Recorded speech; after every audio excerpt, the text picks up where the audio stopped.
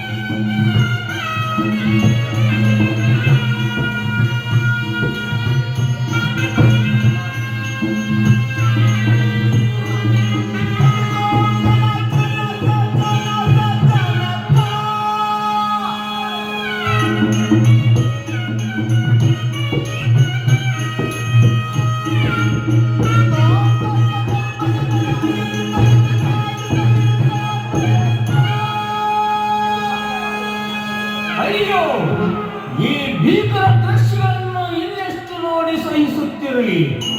ಅದೇ ಮುಗ್ಧ ಸುಂದರ ಜಿಂಕೆ, ಸಾರಂಗ, ಮೊಲ ಮುಂತಾದ ಸಸ್ಯ ಪ್ರಾಣಿಗಳನ್ನು ದಾರುಣ ಸಾವುಗಳನ್ನು ಅದಷ್ಟು ನಾನು ನೋಡಲಿ. ಅದರಲ್ಲೂ ನನಗೆ ಜಿಂಕೆಗಳೆಂದರೆ ಪಂಚಪ್ರಾಣ. ಅವುಗಳನ್ನು ಈ ಕ್ರೂರ ಹುಲಿ, ಚಿರತೆಗಳಂತಹ ಹಿಂಸ ಪ್ರಾಣಿಗಳು ಅಟ್ಟಾಡಿಸಿ ಬೇಟೆಯಾಡುತ್ತಿರುವುದನ್ನು ನನ್ನಿಂದ ನೋಡಲಾಗುತ್ತಿಲ್ಲ. ನಾನು ವಾಸಿಸುವ ಈ ಕಾಡನ್ನು ಹಿಂಸೆಯಿಲ್ಲದೆ ಅಭಯಾರಣ್ಯ ಮಾಡಬೇಕೆಂದು ನನ್ನ ಕನಸು. ನನಗೆ ಚಿಕ್ಕ ಚಿಕ್ಕ ಬೇಟೆಯಾಡುವುದು ಮಾತ್ರ ಗೊತ್ತು. ಆದರೆ ದೊಡ್ಡ ಪ್ರಾಣಿಗಳನ್ನು ಬೇಟೆಯಾಡಲು ನನಗೆ ಬಾರದು. ಇಂತಹ ವಿದ್ಯೆ ನನಗೆ ಬಂದಿದ್ದರೆ ಹಿಂಸೆ ಪ್ರಾಣಿಗಳನ್ನು ಓಡಿಸಿ ಅವುಗಳನ್ನು ಹತ್ಯೆ ಮಾಡಿ ಅಭಯಾರಣ್ಯ ಮಾಡಿ ಬಿಡುತ್ತಿದ್ದೆ. ಇದರಿಂದ ನಮ್ಮ ಬೇಡದ ಮಹಿಳೆಯರು, ಮಕ್ಕಳು ನಿರಾತಂಕದಿಂದ ಕಾಡಿನ ತುಂಬ ಓಡಾಡಬಹುದಿತ್ತು. ನಾನೇನು ಮಾಡಲಿ? ಮಗು ಏಕಲವ್ಯ, ಏನು ಚಿಂತೆಯಲ್ಲಿರುವೆ? ಚಿಕ್ಕ ಕಂದ ನೀನು ಏನೋ ದೊಡ್ಡ ಸಮಸ್ಯೆಯಲ್ಲಿ ಸಿಲುಕಿದವನಂತೆ ಸದಾ ಚಿಂತಿಸುತ್ತಿರುವೆಯಲ್ಲ. ಕಂದ, ನನ್ನ ಮುಂದೆ ಹೇಳಬಾರದೆ? ಹೇಳು, ಮನ ಬಿಚ್ಚಿ ಹೇಳು ಕಂದ. ಅಮ್ಮ, ನನಗೆ ಬಹಳ ದಿನದಿಂದ ಕಾಡಿನ ಮಾಂಸಾಹಾರಿ ಪ್ರಾಣಿಗಳನ್ನು ಓಡಿಸಿ ಅಭಯಾರಣ್ಯ ಮಾಡಬೇಕೆಂದು ಕನಸು ಕಾಣುತ್ತಿದ್ದೇನೆ. ಅಮ್ಮ, ವೇಗವಾಗಿ ಓಡುವ ಹುಲಿ ಸಿಂಹಗಳನ್ನು ಬೆನ್ನಟ್ಟುವ ಬದಲು ಇಲ್ಲಿಯೇ ನಿಂತು ಪ್ರಯೋಗ ಮಾಡಿಕೊಳ್ಳಲು ಸಾಧ್ಯವೇನಮ್ಮ ಜನನಿ? ಮಾತುಗಳನ್ನು ಕೇಳಿದಾಗ ನೀನು ಜಾತಿಯಿಂದ ಬೇಡನಾದರೂ ನಿಷಾದ ರಾಜನ ಹಿರಣ್ಯಧನುವಿನ ವರಪುತ್ರ. ಅದಕ್ಕೆಂದೇ ಇಂತಹ ಶೌರ್ಯದ ಮಾತುಗಳು ಹೊರಬರುತ್ತಿವೆ. ಕಂದ, ಅಮ್ಮಾಯಿ, ನೀನು ಹೇಳುತ್ತಿರುವ ವಿದ್ಯೆಯನ್ನು ಕಲಿಸಬಲ್ಲ ಏಕೈಕ ವ್ಯಕ್ತಿ ಎಂದರೆ ಗುರು ದ್ರೋಣಾಚಾರ್ಯರು. ಮಾ, ಕಂದ, ನಿನ್ನ ಆಸೆಗೆ ನಾನು ಅಡ್ಡಿಯಾಗಲಾರೆ. ಹೋಗಿ ಬಾ ಕಂದ. ಗುರು ದ್ರೋಣರು ಹಸ್ತಿನಾವತಿಯಲ್ಲಿ ಕೌರವ ಪಾಂಡವರಿಗೆ ವಿದ್ಯೆ ಕಲಿಸುತ್ತಿದ್ದಾರಂತೆ. ನೀನು ಅಲ್ಲಿ ಹೋದರೆ ವಿದ್ಯೆ ಕಲಿಯಬಹುದು. ಹೋಗಿ ಬಾ ಕಂದ. ಸರಿಯಮ್ಮ ಜನನಿ, ನಾನು ಈಗಲೇ ಹೋಗುವೆ. ನನ್ನನ್ನು ಹರಸು ಮಾತಾಯಿ. ಹೋಗು ಕಂದ, ನಿನ್ನನ್ನು ದೇವರು ಸದಾ ರಕ್ಷಿಸಲಿ.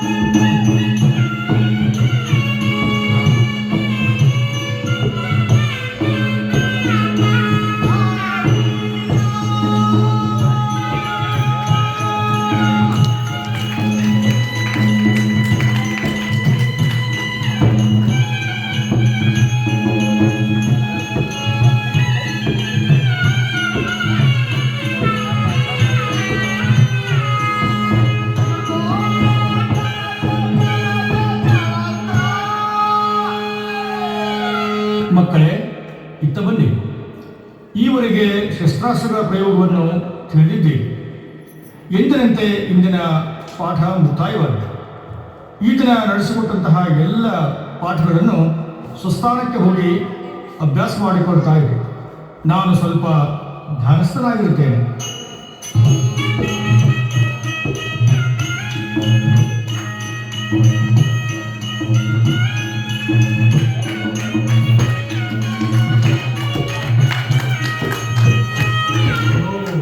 ಅವರೇ ಗುರು ದ್ರೋಣರು ಇರಬೇಕು. ಅವರು ಒಂಟಿಯಾಗಿದ್ದಾರೆ. ಇದೇ ಸರಿಯಾದ ಸಮಯ. ನನ್ನ ಬಯಕೆಯನ್ನು ಅವರ ಮುಂದೆ ತೋರಿಕೊಳ್ಳಬೇಕು. ಯಾರು ನೀನು? ವೇಷದಲ್ಲಿ ನೀನು ಬೇಡದಂತೆ ಕಾಣುತ್ತಿರುವೆ. ಇಲ್ಲಿಗೇಕೆ ಬಂದೆ? ನನ್ನಿಂದ ನಿನಗೇನು ಆಗಬೇಕಾಗಿದೆ? ಆಚಾರ್ಯರಿಗೆ ನನ್ನ ವಂದನೆಗಳು. ನಾನು ಏಕಲವ್ಯ, ಬೇಡದ ಹುಡುಗ. ನನ್ನ ಕಾಡಿನಲ್ಲಿ ಕ್ರೂರ ಪ್ರಾಣಿಗಳ ಉಪಟಳ ಹೆಚ್ಚಾಗಿದೆ. ಇದರಿಂದ ಸಸ್ಯಾಹಾರಿ ಪ್ರಾಣಿಗಳಿಗೆ, ಬೇಡರಿಗೆ ಅಪಾಯ ಹೆಚ್ಚಿದೆ. ಹೀಗಾಗಿ ನಾನು ನಿಮ್ಮಿಂದ ಎಲ್ಲ ರೀತಿಯ ವಿದ್ಯೆ ಕಲಿಯಬೇಕೆಂದು ಬಹಳಷ್ಟು ಆಸೆಯಿಂದ ಬಂದಿರುವೆ. ದೇವ, ನನ್ನ ಮೇಲೆ ಕರುಣೆ ತೋರಿ ನನ್ನನ್ನು ಹರಿಸು ದೇವ, ಹರಿಸು. ಓ, ಈ ಬಾಲಕನನ್ನು ನೋಡಿದರೆ ಕಲಿಯಬೇಕೆಂಬ ಮಹದಾಸ ಹೊಂದಿದ್ದಾನೆ. ಇವನಿಗೆ ವಿದ್ಯೆ ನೀಡಿದರೆ ಅತಿ ದೊಡ್ಡ ಬಿಲ್ವಿದ್ಯೆಯ ಮಹಾಪುರುಷನಾಗುವುದರಲ್ಲಿ ಸಂದೇಹವಿಲ್ಲ. ಇವನ ಮೇಲೆ ಪ್ರೀತಿ ಗಣಿಕರ ಉಕ್ಕಿ ಬರುತ್ತಿದೆ. ಆದರೆ ನಾನೇನು ಮಾಡಲಿ? ನಾನು ಕ್ಷತ್ರಿಯ ಕೌರವ ಪಾಂಡವರಿಗಲ್ಲದೆ ಬೇರಾರಿಗೂ ವಿದ್ಯೆ ಕಲಿಸನು ಎಂದು ಭೀಷ್ಮ ಪಿತಾಮಹರಿಗೆ ಭಾಷೆ ಕೊಟ್ಟಿದೆ. ಸರಿ, ಇವನಿಗೆ ಹೇಗೆ ಹೇಳುವೆ? ನಾನು ನಿನ್ನನ್ನು ಶಿಷ್ಯನೆಂದು ಸ್ವೀಕರಿಸಬಲ್ಲೆ, ಆದರೆ ನಿನಗೆ ವಿದ್ಯೆ ಕಲಿಸಲಾರೆ. ಗುರುಗಳೇ, ನೀವು ನನಗೆ ಶಿಷ್ಯನೆಂದು ಸ್ವೀಕರಿಸಿ ನಿಮ್ಮ ಆಶೀರ್ವಾದ ಬಲದಿಂದಲೇ ವಿದ್ಯೆ ಗಳಿಸಿವೆ. ನನ್ನನ್ನು ಹರಿಸು ಗುರುದೇವ, ಹರಿಸು. ಆಯಿತು ಆಯಿತು. ನಿನ್ನ ನಿನ್ನ ಅರಿವೇ ನಿನಗೆ ಗುರುವಾಗಿ ಕಾಯುತ್ತದೆ. ನನ್ನ ಪೂರ್ಣ ಆಶೀರ್ವಾದ ನಿನಗೆ ನೀಡುವೆ. ಹೋಗಿ ಬಾ ಏಕಲವ್ಯ. ಮಂಗಳವಾಗಲಿ, ಮಂಗಳವಾಗಲಿ. ದೀನನ ಮನದ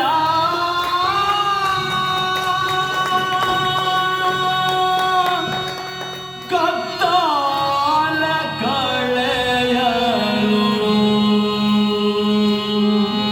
ಬೆಳಕಿನ ದೇವರು ಅಳುಕಿದಾನೆ.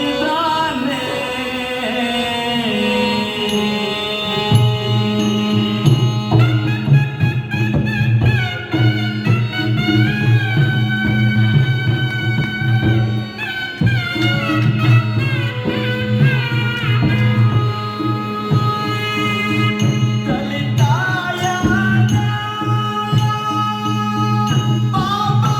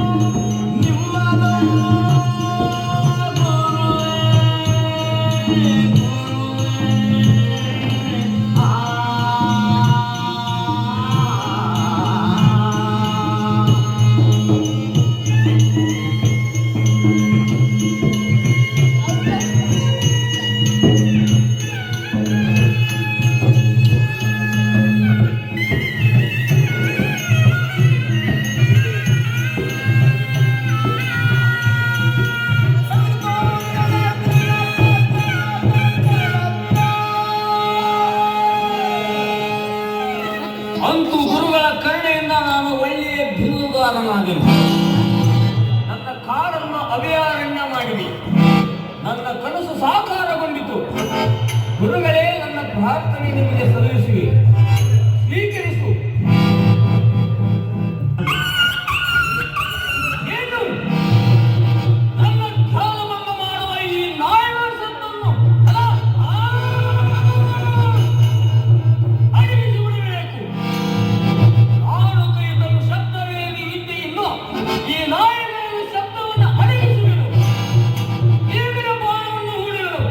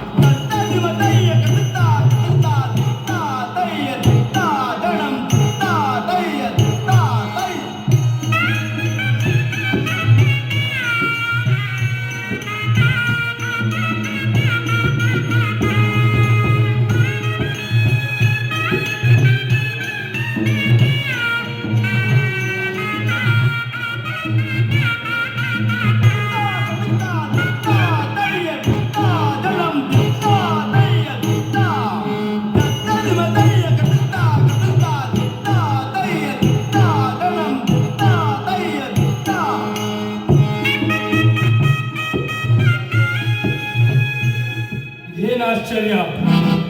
ನಾವು ಬೇಟೆಗೆ ಬಂದಾಗ ಶಬ್ದವೇದಿ ವಿದ್ಯೆಯಿಂದ ಬಾಣ ಬಿಟ್ಟು ನಮ್ಮ ಈ ಬೇಟೆ ನಾಯಿಗಳು ಬಗಳದಂತೆ ಮಾಡಿದವ ನಾನು.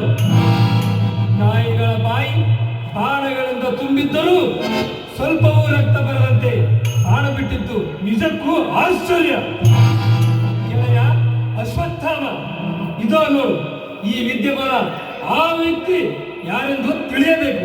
ನಿಜ ಅರ್ಜುನ, ಆದರೆ ಈ ವಿದ್ಯೆ ನಿನಗಲ್ಲದೆ ಬೇರಾರಿಗೂ ದ್ರೋಣಾಚಾರ್ಯರು ಕಲಿಸಲಿಲ್ಲ. ಹೀಗಿದ್ದಾಗ ಇದು ಹೇಗೆ ಸಾಧ್ಯ? ಅದೋ ನೋಡು, ಗುರುಗಳು ಇತ್ತಲೇ ಬರುತ್ತಿದ್ದಾರೆ.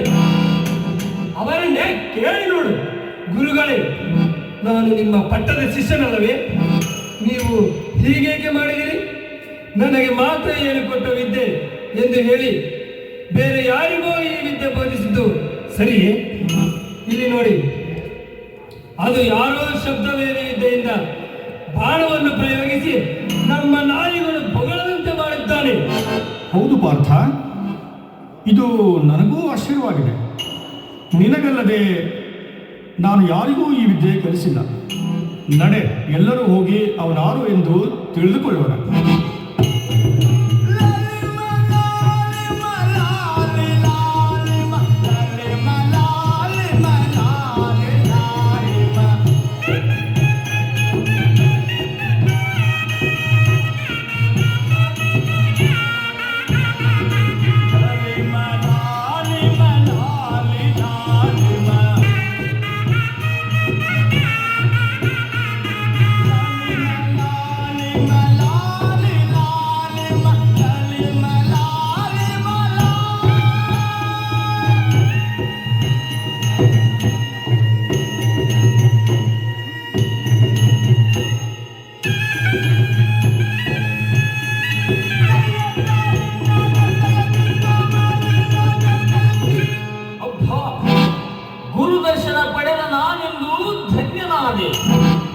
ದೇವರ ದರ್ಶನದಂತೆ ಗುರುಗಳು ನಾನಿರುವ ಸ್ಥಳಕ್ಕೆ ಬಂದಿರುವುದು ನನ್ನ ಪುಣ್ಯವು.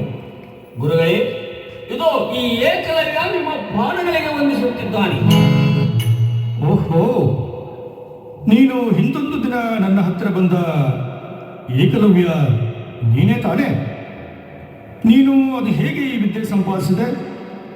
ಯಾರಿಂದ ಈ ವಿದ್ಯೆಯನ್ನು ಕಲಿತೆ? ಅದೋ ನೋಡಿ ನಿಮ್ಮ ಮೂರ್ತಿಯೇ ನನಗೆ ಸ್ಫೂರ್ತಿ. ನೀವೇ ನನ್ನ ಗುರುಗಳು. ನಿಮ್ಮ ಆಶೀರ್ವಾದವೇ ನನಗೆ ಪಾಠವಾಯಿತು. ಈ ಎಲ್ಲ ವಿದ್ಯೆ ನೀವೇ ನೀಡಿದ ಭಿಕ್ಷೆ ಗುರುದೇವ. ಪರಮಾಶ್ಚರ್ಯ! ಹೀಗೂ ವಿದ್ಯೆ ಪಡೆಯಬಹುದೇ? ಹಣ ಹಣ ಹಣ ನನಗೆ ಮುಂದಾಯಿತಲ್ಲ. ಗುರುಗಳೇ, ನಿಮ್ಮ ಆರೈಕೆ ಅವರ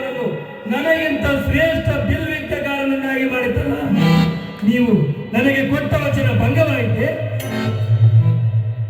ಏಕಲವ್ಯ, ನೀನು ನನ್ನನ್ನು ಗುರುವೆಂದು ಒಪ್ಪಿಕೊಳ್ಳುವಿಯಾ? ಅನುಮಾನವೇಕೆ ಗುರುಗಳೇ? ಸೂರ್ಯಚಂದ್ರನ ಸಾಕ್ಷಿಯಾಗಿ ನೀವೇ ನನ್ನ ಗುರುಗಳು. ಹಾಗಾದರೆ ವಿದ್ಯೆ ಕೆಲಸಕ್ಕೆ ನನಗೆ ಗುರುದಕ್ಷಿಣೆ ಕೊಡುವೆಯಾ? ಗುರುಗಳೇ, ಕೇಳಿ ನೋಡಿ. ಈಗ ಕುತ್ತಿಗೆಯನ್ನೇ ಕೊಡಬಲ್ಲೆ ಗುರುದೇವ, ಕುತ್ತಿಗೆಯನ್ನೇ ಕೊಯ್ದು ಕೊಡಬಲ್ಲೆ. ಹಾಗಾದರೆ ನಿನ್ನ ಬಲಗೆ ಹೆಬ್ಬೆರಳನ್ನು ಕೊಡು. ಅಷ್ಟೇ ಸ್ವಾಮಿ. ಸ್ವೀಕರಿಸು ಗುರುದೇವ, ಸ್ವೀಕರಿಸು.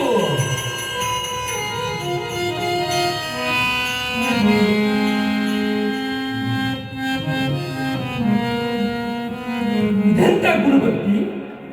ಬಲಗೈ ಹೆಬ್ಬೆರಳು ಇಲ್ಲದಿದ್ದರೆ ಬಾಣ ಹೂಡಲು ಬರುವುದೇ ಇಲ್ಲ. ನಿಜ ಮಿತ್ರ ಅಶ್ವತ್ಥಾಮ ಅವನು ಬೆರಳು ನೆಪದಲ್ಲಿ ತನ್ನ ಕೊರಳನ್ನೇ ಕೊಟ್ಟನು. ನಿಜವಾಗಿಯೂ ಗುರು ದ್ರೋಣರ ಶಿಷ್ಯರು ನಾವಲ್ಲ, ಈ ಏಕಲವನೇ ನಿಜವಾದ ಶಿಷ್ಯ. ಇವನ ಹೆಸರು ಸೂರ್ಯಚಂದ್ರರಿರುವವರೆಗೂ ಶಾಶ್ವತವಾಗಿರುವುದು. ಏಕಲವ್ಯ, ನಿನ್ನ ಗುರುಭಕ್ತಿಗೆ ನಾನು ಮನಸೋದೆ. ನಿನ್ನಂತಹ ಶಿಷ್ಯನನ್ನು ಪಡೆದ ನಾನೇ ಭಾಗ್ಯವಂತ. ನಿನಗೆ ಮಂಗಳವಾಗಲಿ, ಮಂಗಳವಾಗಲಿ. ಅಯ್ಯೋ ಎನ್ನಯ ಗುರುವೇ,